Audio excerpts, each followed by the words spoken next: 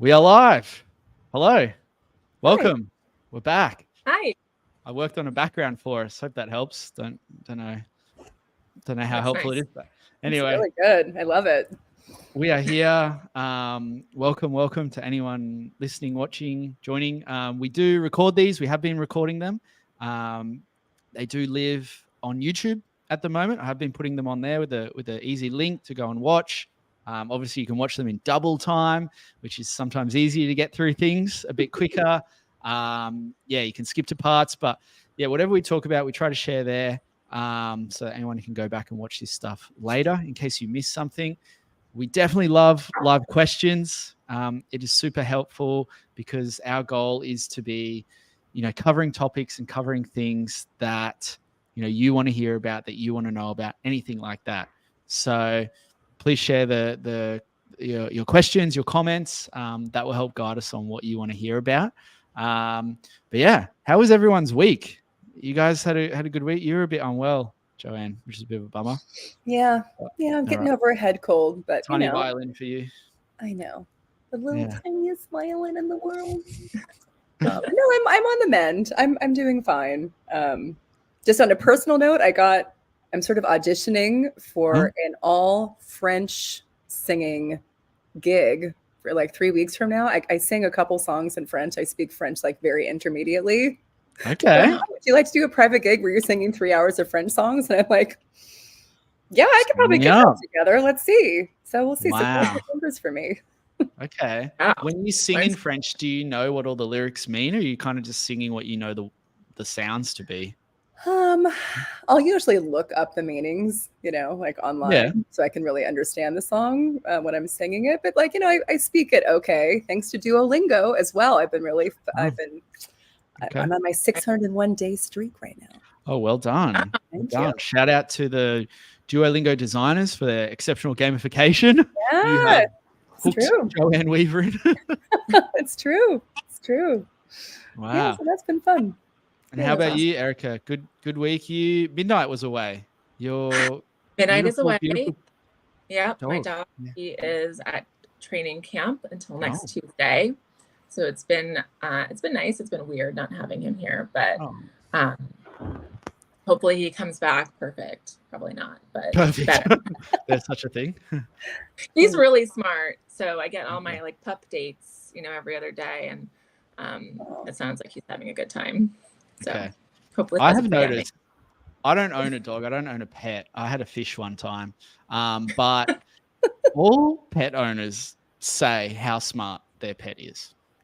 Not to say yours isn't and Midnight isn't, but all pet owners say that their pet is smart.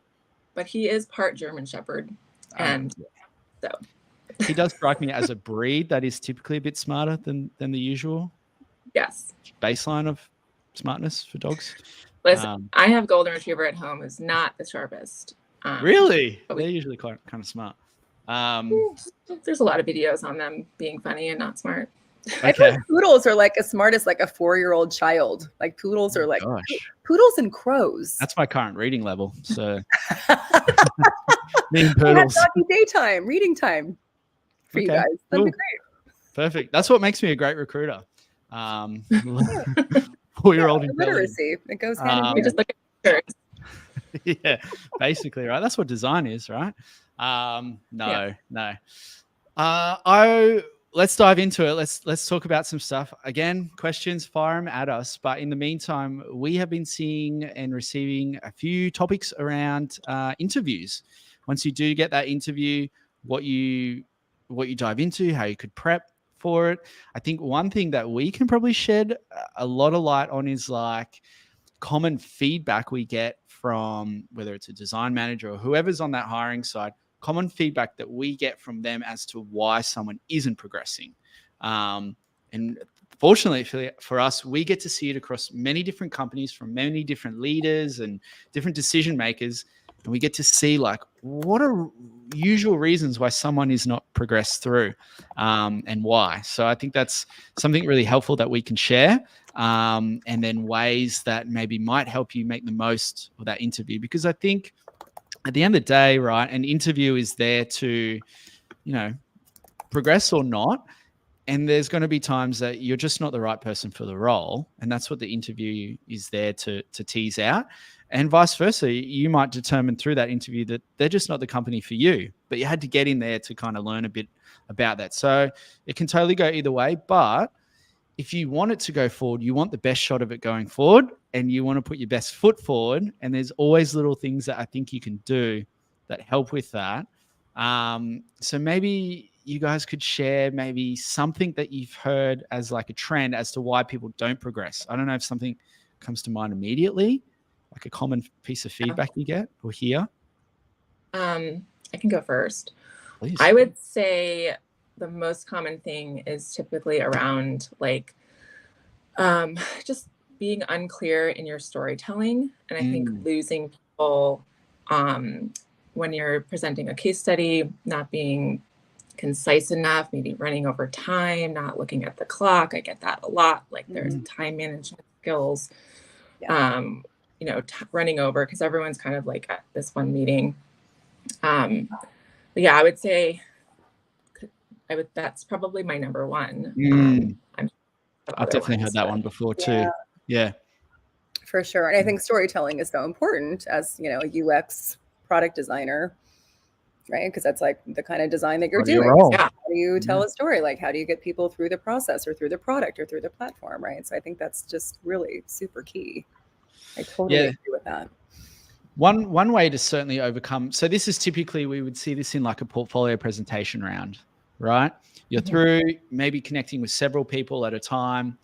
You're presenting your work and you're telling a story of the work that you did to bring them into the mix, behind the scenes, everything like that of the work that you did to try and convey your experience and your expertise. So we see that round pretty common for most product design roles. It's probably one of the more common sort of stages. One super easy way to prep for that is like time yourself with your presentation. Rehearse it. Like literally rehearse what you're presenting. And don't use your first couple of interviews as your trial round to work on it. I've definitely had that before where people have said, I don't think I went too well, but I've learned a lot on how to present it. It's like, maybe you should have practiced first before getting in there. That's now you've missed out on that particular role. So practice with your 4-year-old, your poodle, your golden retriever. They'll get it. They'll get it. I also think, practice with like someone, like a friend, or often parents don't really understand what designers do. I know my parents had no idea, still don't. But I would say, just try to make it sound as basic as you can, but still like informative to people who are not designers. So like you may be presenting to a CEO who needs this first design hire and they don't really understand like all of the value of design, right? Or in a panel round, there might be designers there, but there might be an engineer or like someone else completely. So making sure that everybody can understand what you're talking about is really important. So I think you can also use flashcards, honestly. I'm a flashcard user. I think a lot of people think they have to memorize everything. And it's like totally okay to come prepared, to take notes, to write down things, to breathe and pause. I think a big part of the reason why people are not concise in interviews, especially when they're doing presentations, is that they get nervous. Right? Especially if you've like gone on lots of interviews and they haven't amounted to anything, or like maybe you like almost got the offer, but you didn't. I think there's just a lot of frustration and a lot of fear around like, oh God, am I not going to get this one too? So I think just, I think practicing like, techniques about how to get really centered, just making sure that you're not rambling. I mean, I know for myself, if I get nervous, I'm just like, I can just talk until the cows come home. But what you really want to be doing is just making sure that I think flashcards are great, bullet points. Like, what are the main things you want to talk about?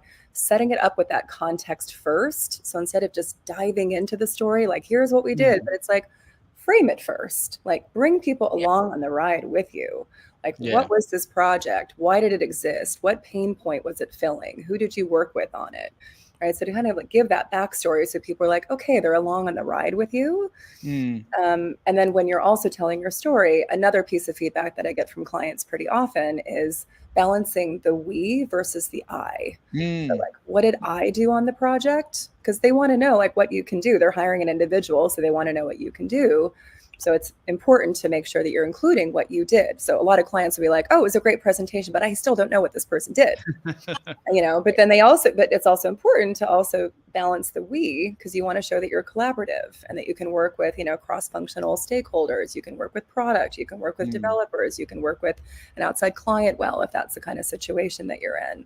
So I think just making sure that those stories weave a good kind of percentage of those things in as you're talking is good. Yeah. Yeah, I love that. I always say to people coming into those rounds, like, know your audience. Most companies are pretty good at sharing who will be in the interview. I've certainly had companies that don't, which to me is a red flag. But you should know who you're going to be meeting with and speaking with. And based on that, know your audience, because, if they're product, if they're engineering, you need to know, like, I'm not just speaking to a designer. I'm not just sharing my work and speaking design language. How do you present your work, in your previous roles, to product and to engineering, to your cross-functional partners? You speak their language at times. You speak different languages. So if you go into presenting your work and you only speak design, you're not acknowledging your audience and how you might communicate with them. And that's part of your role. I think some of the best teams that I've worked with on the other side, they're really good at making people feel welcome. And that I love in a team, in a panel, in a company, when they acknowledge this can be a little bit nerve-wracking. This can be a little bit of like a process. It's 5 of us and 1 of you, and they'll do what they can to make you feel welcome, to help you feel calm, to help you feel safe to just dive in, and they'll prompt and guide you as needed to make sure they make the most of the hour. When I see teams that work that way, I think that's a level up. That really is it. And that should be a signal to you as the interviewee, like, this is a team that gets it and cares and understands, versus this is 5 people that don't necessarily want to be here right now, that are just going through the motions.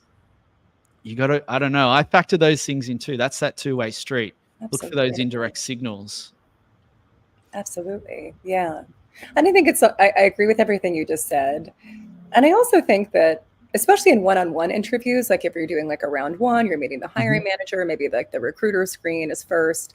I think just, creating space to also like be a good hostee, like we were just talking about was like the company being a good host, but also like, you're being invited into this process to really show like respect and interest in the other person too, right? So I mean, this is like table stake stuff, but I think it begs to be mentioned is just, look the person up on LinkedIn, know about their background. Maybe there's something kind of interesting and something that you're like, oh, you used to be on the synchronized swimming team at your college. Like, how do you hold your breath that long? Just like, or whatever. It's something kind of fun. And they'll probably really appreciate the fact that like, makes a difference. I'm being asked about something about myself. We can kind of maybe forget about work for just a second, but you're making it personal and you're really taking the time to connect with that person. So I think that's asking the other person questions, getting them, kind of drawing them out, creating, you want to make sure you're sharing as much of yourself as you can too. But like, what was it? There's like a Maya Angelou quote that's maybe hers or maybe not, but it's like, people don't remember what you said, but they remember how you made them feel. Yeah. Right? Yep. It's like if you're making them feel really good and like appreciated, like, hey, you're a human. And I'm really and another thing too, is like, I'm not just interviewing for any role I can desperately get my hands on, but like, I want to work at your company. Yeah. And I want to work in this role. And here's the specific reasons why. That's awesome. These kinds of tips really fall into a category of like variables that you can control, I think. You have the ability to look up who you're meeting with. You can control some of these variables. You can't control whether you actually have the experience or not for the job, or the technical skills that maybe they truly need. There are things outside of certain control, but some of these things, like looking someone up and learning a bit about them and making a comment about some of their background that could bridge a gap, that's all within, like, anyone can do that. Anyone, you don't need a special set of skills for that. You're able to do that. Which reminds me a bit of what you had said during the week, Erica, of knowing a bit more about the company and tying what you're presenting to what they do. Yes. As well, from a design perspective. Yeah, I'd love to hear a bit more about, what you meant by that as well, Erica. What did I mean by that? So sorry. I think what it is you have the ability to sort of respond with a question, answering a question with a question is not taboo, really. It's really just to like firmly understand what they are wanting you to answer and how. Sure. So kind of like redirecting the answer, your answer, to like how you want to answer it, right? I think the point, I had spoken to a design leader, they had sort of said, listen, people often just like get really wrapped up talking about me, like all about themselves. And because it's hard, again, like you're flustered, you're nervous, maybe something happened that morning, it's throwing you off, even though you've practiced like all week or you know it inside out. But I think you can sort of ask questions like, what exactly is the hole you're trying to fill here with this hire? Is it a specific type of, I don't know, process flow, like feature that you're struggling with, or kind of just like ask them more a little bit about what it is that you would be doing there, right? It's hard because sometimes it could be like more of a generalist interview, but I think you need to sort of come back in with exactly like how you've done that in the past and how you can help them with that for this role specifically, versus just like, speaking about everything you've done. Yeah. And I think even saying like, once you find out those things that they're looking for, you can craft your story based on what they're looking for, right? So you're like, okay, ding, ding, ding. I know they're looking for these 3 things. How can I address these things? How could I help? And maybe even saying things like, hey, I think I can help, or this sort of work feels relevant to, Pinterest, let's just say, because of this and this and this, right? So it's like, oh, they're actually like taking into account specifically like what's going on in this job and how they can be a match. Like you're connecting the dots for them, which I think a lot of people going in this are like, oh, I'll just kind of like, splat my experience all over the wall and they can just like figure out like what I do and how it fits. But like connecting the dots and telling that story and like kind of spoon feeding them, like how you can be a help to them specifically, I think is just really smart. And it also just paints you as somebody just, seasoned who can address, needs and just be a good communicator. Yeah, absolutely. And again, that comes down to a little bit of research that you can do on your own about that company, looking at their product. If you're in a portfolio presentation round, it's highly likely you've met them once, maybe twice already. That's usually not the first round with the company. So you've got some context, and picking and choosing from your background and from your experience, you've only got maybe an hour together and you're only presenting 2, maybe 3 case studies typically. Of all the work that you've done and all the things that you've got to pull from, something maybe is more relevant than something else. Start with that, lead with that, be adjacent, be relevant, be on point. It's not just only presenting certain things. So trying to determine that can really help. Some companies are really good at giving you a bit of a prompt on what they want to know about you. Hey, we're an early stage company. Our challenges are really going from 0 to 1, iterating quick. We test and iterate versus a lot of time with research, whatever it might be. So you might think, okay, well, I've worked in startups, before. I've done 0 to 1. I'm going to focus on presenting a case study that speaks to that, to give them confidence that that's something that I can do. And that is a better use of that time together versus presenting things that maybe don't speak to their challenges that they're having at the moment. So, I think companies really do indirectly guide you in many ways on what they want to know about. But it's always fair and fine and free to ask, hey, is there something specific you'd want me to present on? Is there a specific piece of work the team might want to know about for me to present? It's always a great question. I've had it before from designers, and then I've had that panel come back and say, oh, we're actually going to be really curious about the work they did here. Great, done. That's what they'll talk about. Now we just made the best use of this hour together.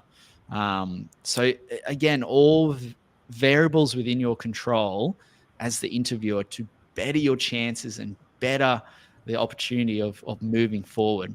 Like if you can, anytime you can stack the odds in your favor, why wouldn't you? By doing a bit of prep, by doing a bit of research, by just trying to shift the scales that little bit.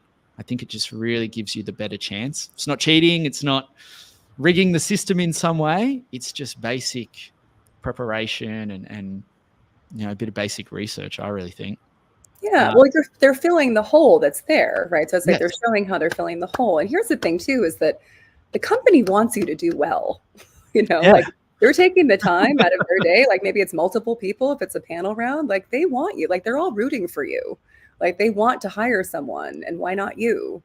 So I think that's just an important mindset to get into too, of like, hey, like everybody wants me to do well.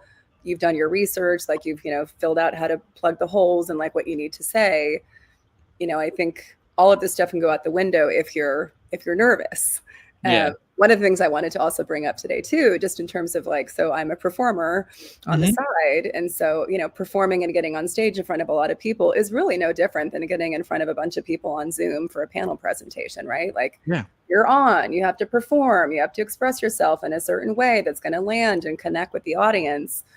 One of the things that an old vocal coach of mine gave some advice years ago, just to fight those nerves before you're on, is not to think of like, I'm going to get judged, like, oh, I'm going to say the wrong thing, like not to get stuck in that negative mindset, but rather to think about like, oh, the reason why I'm feeling nervous is because I'm about to give a lot of myself. I'm about to give the gift of me to these people, which is it's an energy expenditure, right? So I think just thinking about it in the terms of like, I am a unique human being with this unique skill set. They liked me enough to get me into this round that I'm in now. Like I'm sharing what I've done and who I am and the gift of who I am to this company.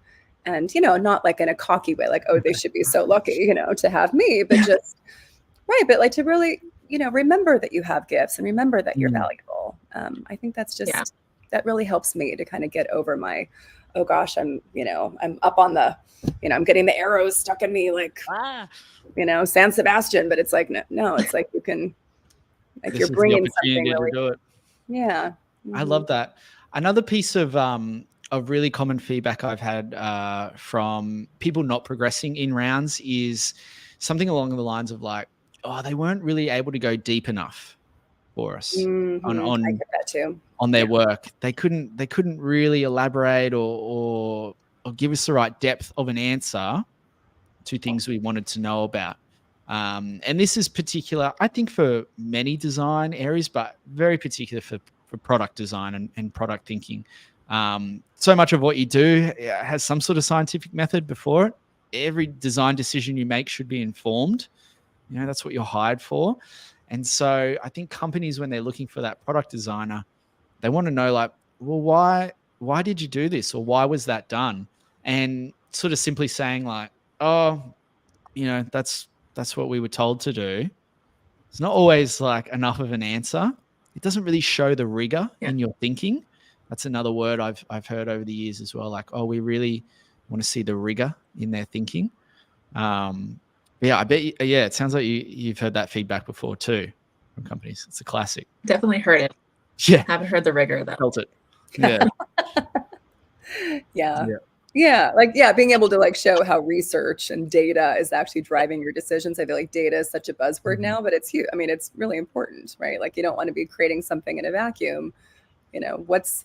Why did you create this thing? And then also on the flip side of that, if it did launch and you iterated on it, what were the successes? Clients love metrics. They love numbers because they can wrap their head around it. It makes sense. It's tangible.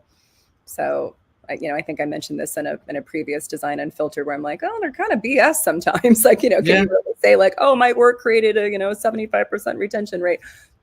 But if that's what happened and you were part of the project, I think it's safe to say that like you did contribute to it.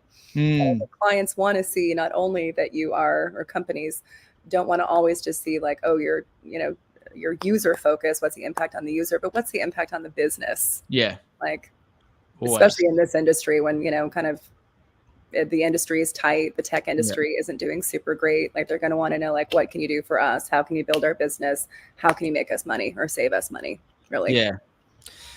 Yeah, big time. And look, there's going to be a lot of designers out there especially in the last couple of years, especially in the last year, I would say that when it comes to the impact of what they've done, they may feel they can't comment on it as heavily because we've seen so many projects get cut. We've seen, layoffs across the board, and people were mid project, mid execution, whatever it might have been.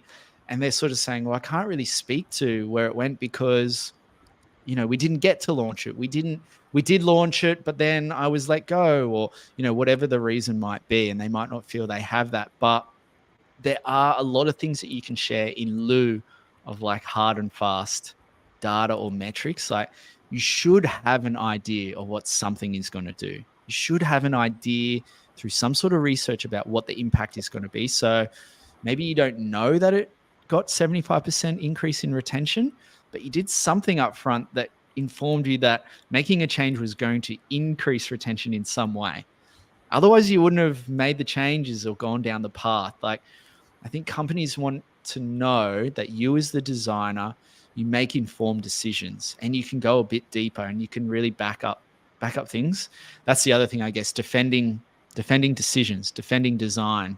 That would be another piece of feedback that I get in briefs from companies saying, we want a designer that can defend their decisions. So how do you do that? You have to have there's got to be some reason why you're doing the design that you're doing. There's some reason why you're doing what you're working on, or making those decisions. And that to me is the difference between a junior and a mid and a senior and a staff. They should be able to really defend things properly, or give me a structured quality answer as to why they made a decision versus, oh, don't know, we just did it. So that's,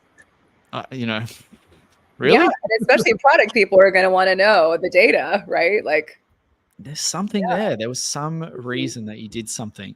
So they would be really common things that I've heard, over the years, and certainly including recently, as to reasons why people haven't progressed in interviews.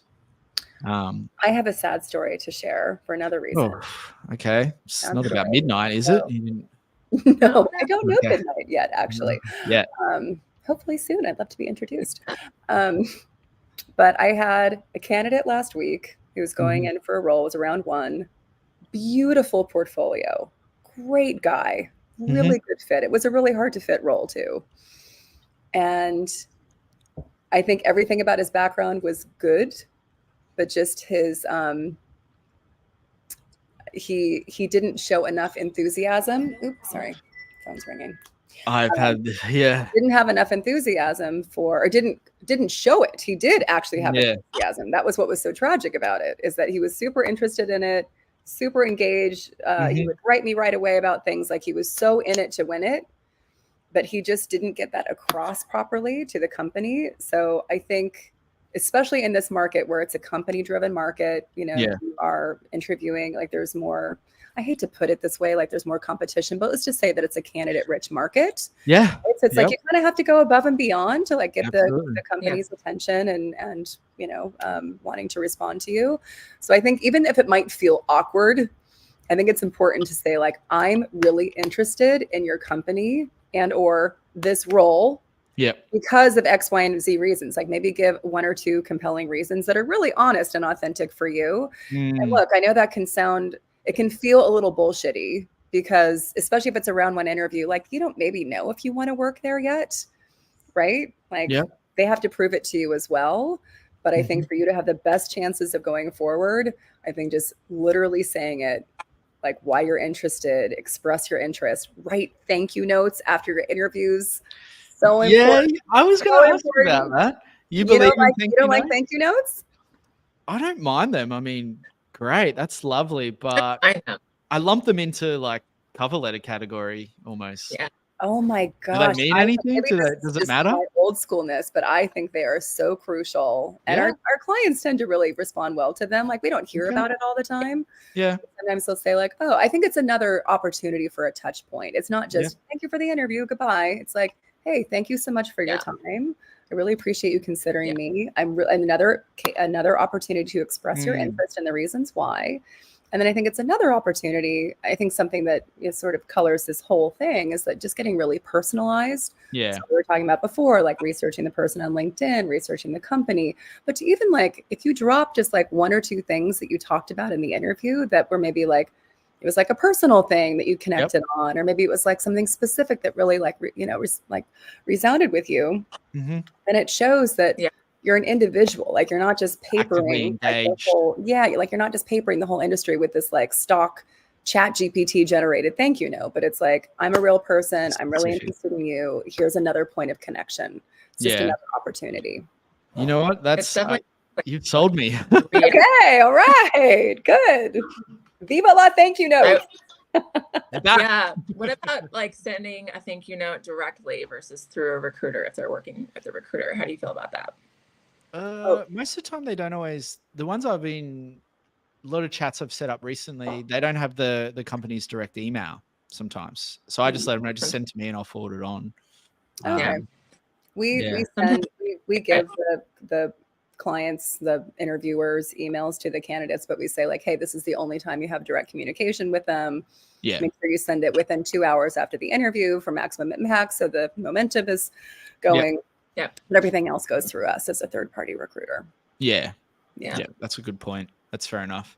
Yeah, because I mean, you know, you never want to be in a situation where unfortunately maybe that person doesn't get selected and then they're kind of reaching out to that interviewer and saying, hey, I thought I sent a thank you note. Why don't you want to hire me? You don't want to sort of end up in something like that. But that's our job, to try to discourage people to be that way or put those people forward to roles. Yeah, but I think also if you are interviewing not through a recruiter, but you're interviewing directly, I think another thing too that people might feel a little shy about is following up. Yeah. I get this from a lot of candidates. I'm sure you guys do too, of like, hey, haven't heard from this company. Like maybe they ghosted me, or maybe I just, it's been a week. Like, I'm sort of on pins and needles. I really want this job.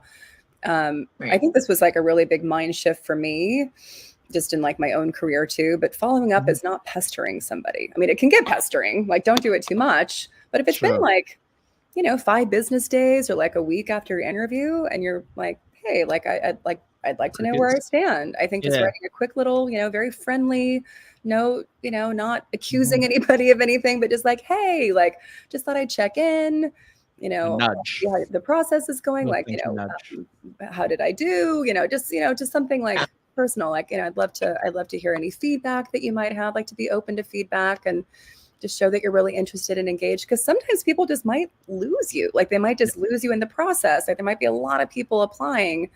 That also goes for just applying to companies too. Like even if you haven't been interviewing, but just like, following up and like, hey, just, bubble your stuff up, send your resume again as an attachment or as a link. Don't make them go hunt for your stuff. Just make everything super easy and digestible for them to respond to you. Yeah, I love that. It also depends on like your other interviews. You could also kind of maybe allude to the fact that you have some other things moving along, and it's a very delicate way of doing it, but don't like pressure them. I need an answer by today. But I would just sort of, even if it's not completely true sometimes, like just to sort of get something moving. Hopefully they do. Yeah. I don't know if companies are fully aware sometimes of how much hiring momentum and hiring velocity works in their favor when it comes to actually having someone accept an offer. A company that moves really efficiently through their interview process, that follows up, that does what they say they were going to do. When it comes to the offer and the person receiving that, they are in a far better place to really, truly consider that company, that offer. I think that they're in a far better place mentally to go down that path versus a challenging interview process, drawn out, delays. Oh, sorry, we're pushing it back, this, that.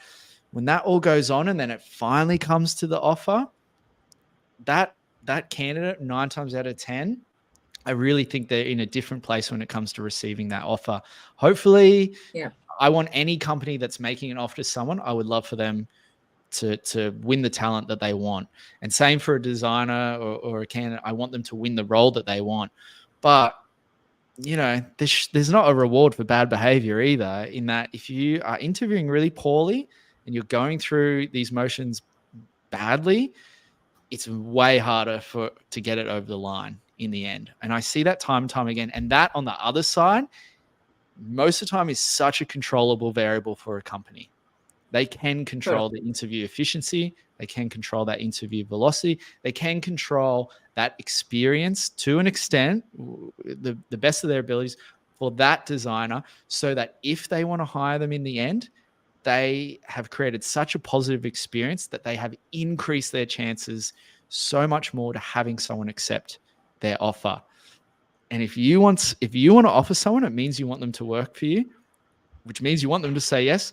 So tell me a story when you want to decrease your chances of someone saying yes. Like, it doesn't make any sense. So you, of course, want that process to be well done, good efficiency, good velocity. And some of these follow-ups and this back and forth communication hopefully just helps these things go smoothly.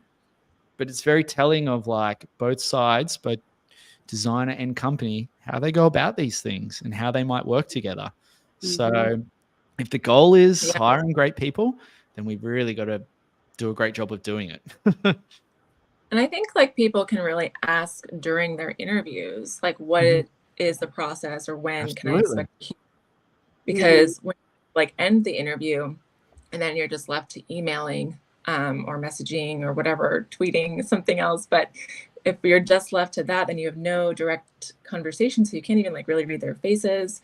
So like I would say after the end of every meeting, or whether it's a recruiter or hiring manager, like, when, like, how urgent is this role? Or like, do you have a lot of, I don't know, I don't see why it's a problem to ask, like, do you have a lot of people in process? Like how, or does anything about today and anything I said give you pause about my candidates for this role?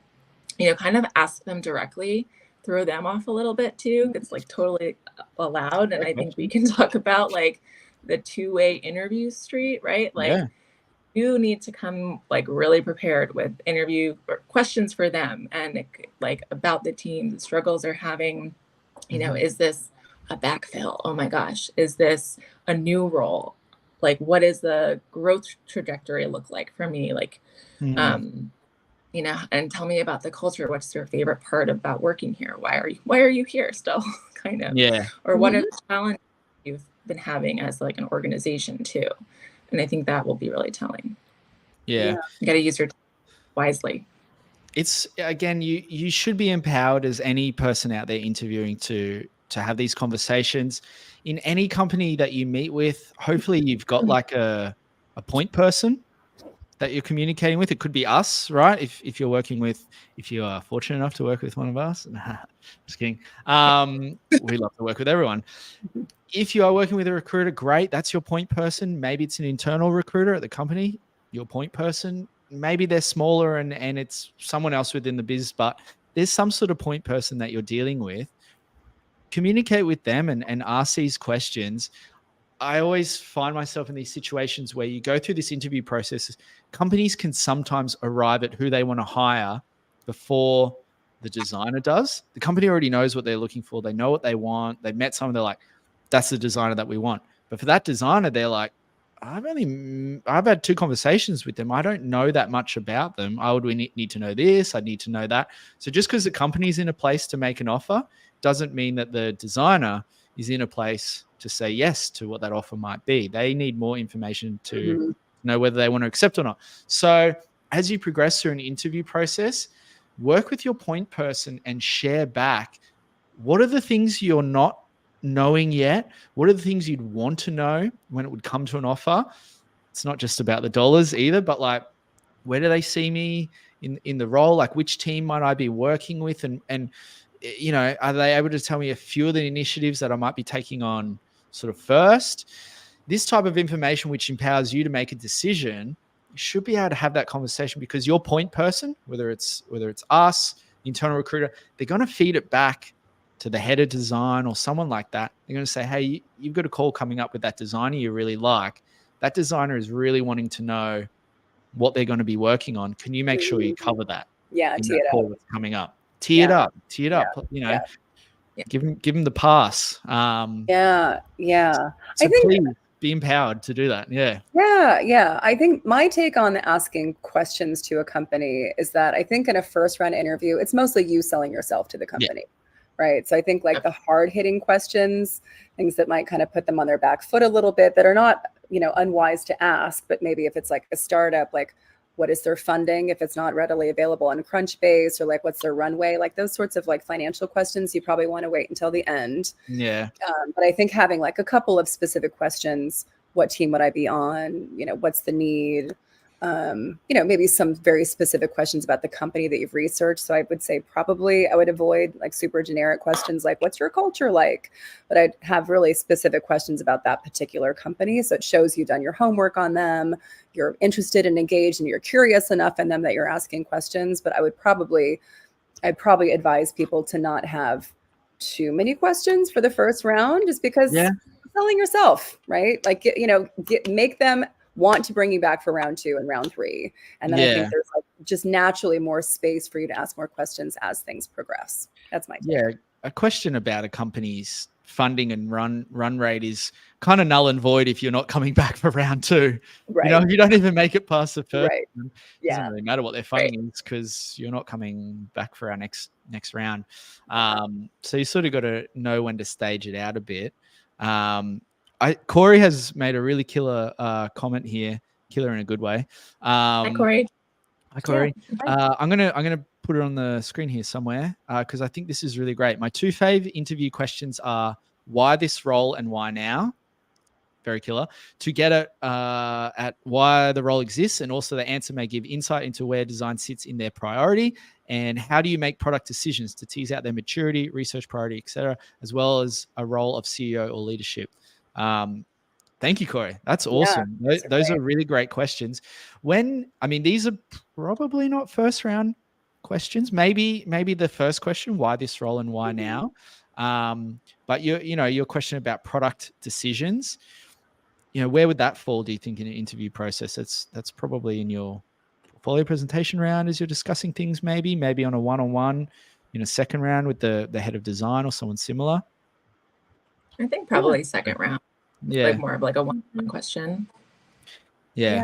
Again, knowing the audience and knowing who to ask these type, asking the internal talent person on the first round, how do you make product decisions, is probably not the best use of your 30 minutes with them. But that is such a great question for someone that would ideally know truly the answer to a question like that. How do you make product decisions?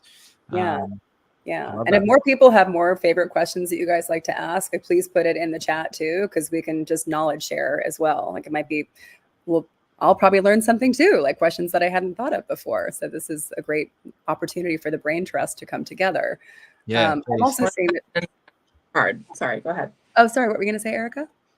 I was just going to say, add like some questions that maybe have stumped you, things that you are not sure, weren't sure how to answer, thought you answered right, probably didn't. I don't know, just anything confusing in the process for you guys.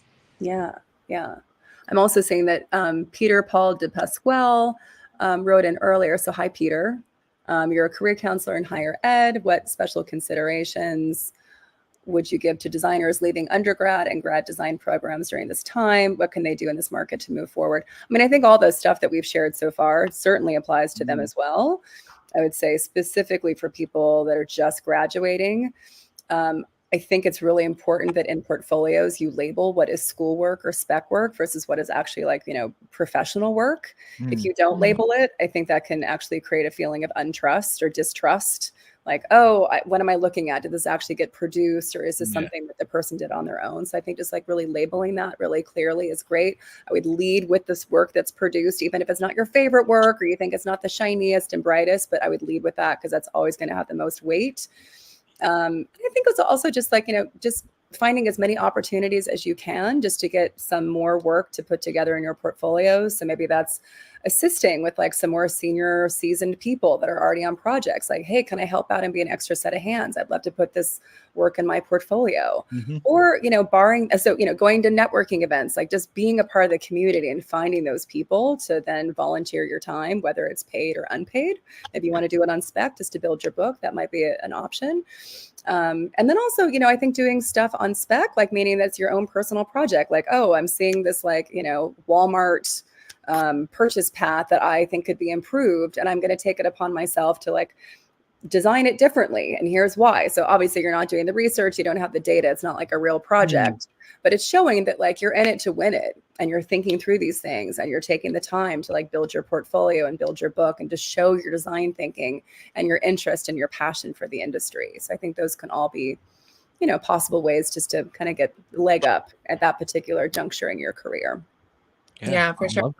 Also, I tell people to sort of like walk around your neighborhood maybe and go into some small businesses, see if you can help with their website or online ordering or POS system or just sort of anything maybe, and it's maybe for free, but you never know. I mean, they could pay you $500, $1,000 to sort of help with the flow that they're struggling with. I mean, that also shows initiative and other skills too. So it's definitely really tough. Like we feel for the sort of new grads for sure. It's hopefully it'll change, but there's definitely like people that you can ask. I really like what Joanne said about, hey, can I just sort of like be in these meetings maybe, or just learn a little bit or from you. I love that idea of just walking around. That's so like 1950s. So old school. I love it. It's so old school. But sometimes that's what gets the job done, Yeah. That's what you used to do, didn't you, Joanne, in the 50s? That's what I did in the 50s when I was, negative whatever years old. I'm just kidding. Just kidding. Okay, I'm the sage out of the three of us. That's fine. I can take on that. Someone can redesign something from the 50s today. Oh, there you go. What would that be? Yeah. Pre-internet. Okay, cool. Well, this has all been super handy stuff. I think it would be cool. So our biggest takeaways would on this interview process stuff and common things of feedback that we've heard is being prepared, timing yourself, staying on point, being succinct in what you're delivering and what you're going through, being able to go deeper. Sorry? Great question. Oh, okay. The take-home design exercise, the dreaded take-home exercise. Oh, can we address this I don't feel like we have enough time in this one, but I'm having daily existential crises on this stuff.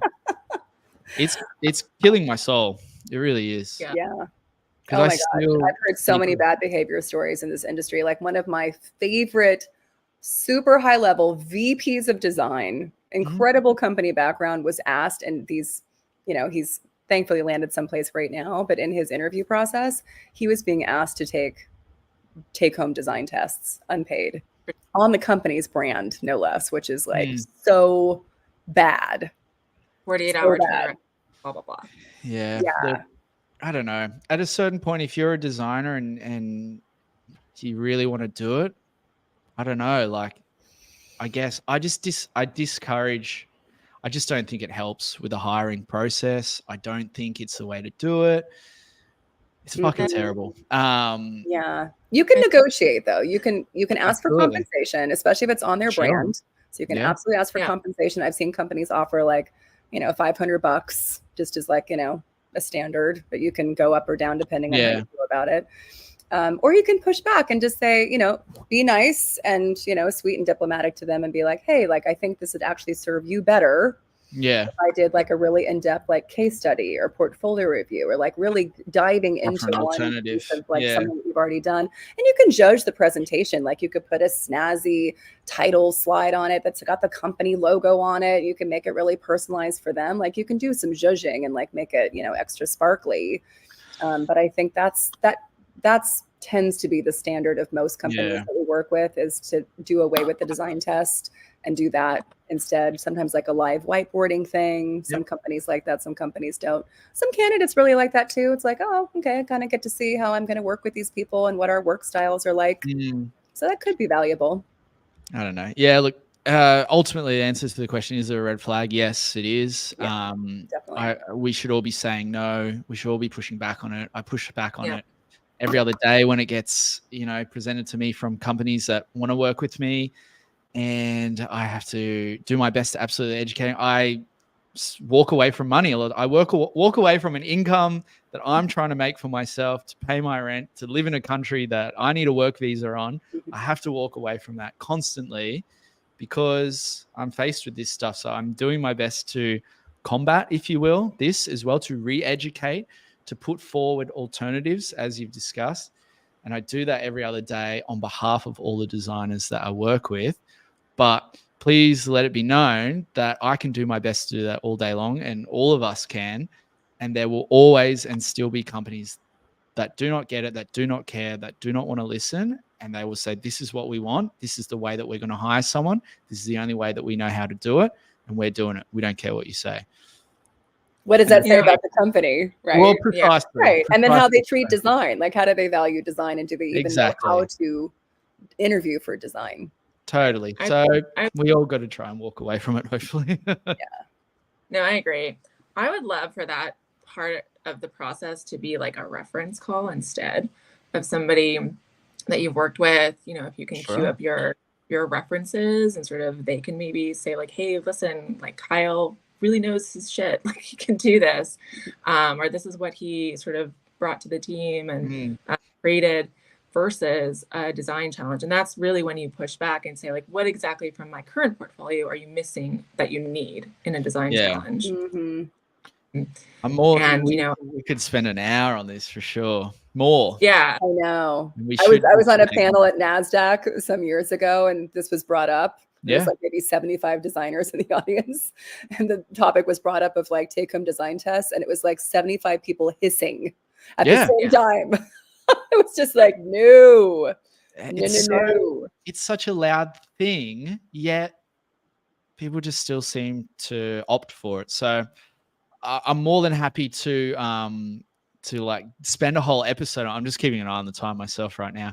And because I want to leave time for us to talk about some positive things this week. And I feel like this is a bit of a negative topic. So, but we should discuss it, and we should go into it, and we should spend maybe next week's or another live stream on it, and empower each other to find alternatives, to offer alternatives to these companies, to empower each other to diamond hands and walk away from it. Because it's not really it just shouldn't be a practice that exists. Well, I think, to find the positivity in it, I think it's just like remembering your worth. Like recognizing your worth and realizing that you don't have to do that. It might feel like you do in these trying times, but I think, this is my California woo-woo coming out. But I think that if we show the universe, or even yourself, if you don't want to get woo-woo, showing somebody that you're open to doing this kind of thing, then that's what you're going to get more of, right? That's going to show up for you more and more. But if you're like, hey, I've got my standards, I have a certain way that I want to treat myself and the way that I want to run my interview process, then you're making room and space for the things that will fit. And that's what you're going for. I've got clients that are asking me for this right now, and it's really tough because I really like some of them, and it's like, guys, please stop. Don't do this. All right, wins for the week. Positivity. Sharing some success stories or exciting things that have happened in the last couple of weeks. Trying to think of them, trying to share some of these exciting things. Anything come to mind for you guys? Anything? It's like so hard to think of something positive. Well, this is sort of a personal thing, but kind of a work thing too. But I had my sister and her family come visit me in my upstate house here last week. And I think just taking the foot off of the gas of like work for 3 days actually just kind of created these nice openings. Like I was getting these emails that were like full of good news, and just, I think it was just good to take the foot off the gas and like not watch the kettle boil, as they say, and just kind of let things flow. So I think that was just like a good reminder to myself of like, oh, enjoying your life and having balance is really important during these times too. Yep. I love to hear that. Anything come to mind for you, Erica? Activity you've seen out there in the here's my shameless plug. I have been doing a lot of work with clients on their resumes. Yep. So I don't know if people remember this or have been here for all 3 of our sessions, but if you're looking for more eyes, like specifically on your work portfolio review or resume refresh, or even LinkedIn, I had a great session last night with someone who never really filled out their LinkedIn, didn't really know how to like connect to someone and then message them and then email them when the order and how to say something, whether it was about like a specific role that she applied for.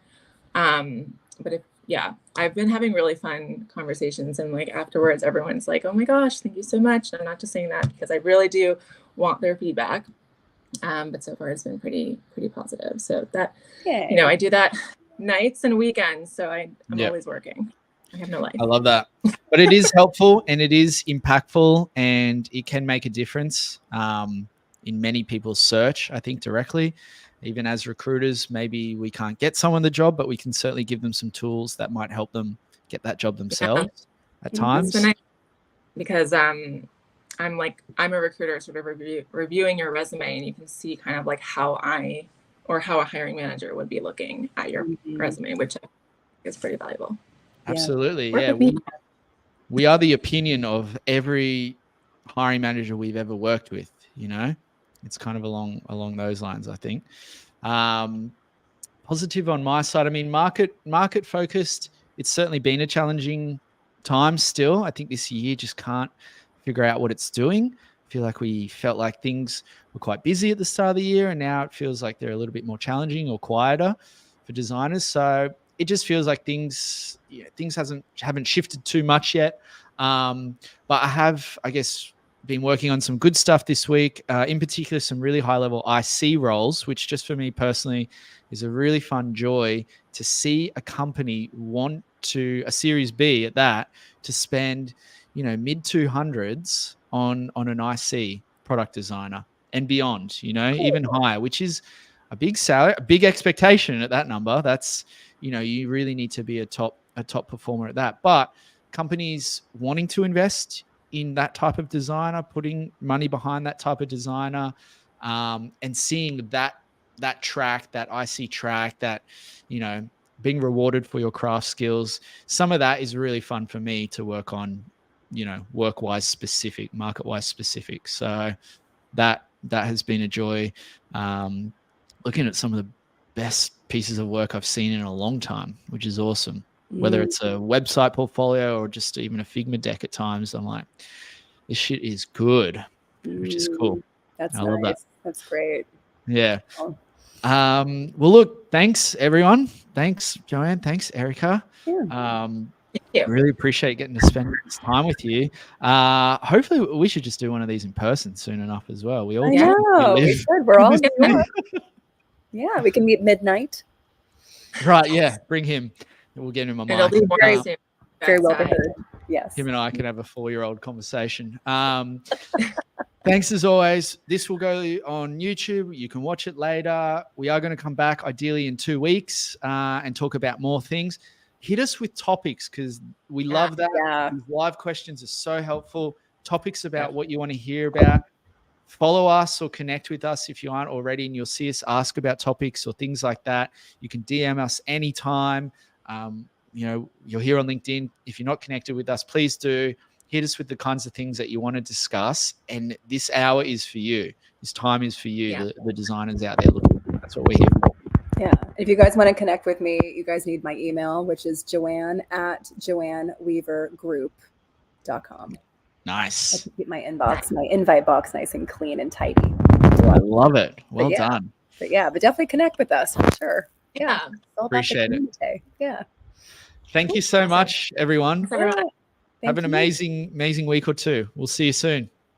Bye. Cheers. Bye.